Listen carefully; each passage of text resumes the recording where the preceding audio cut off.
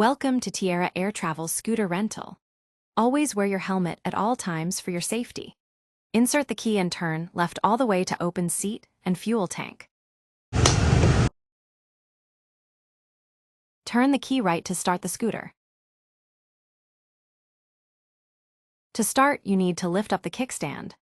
Hold the rear brake and press the start button. Using turn signal is important for safety and let others know where you're going. By using the left switch on your handlebar to turn on your signal. Check the brake, throttle, thing that needed to ensure everything is working properly.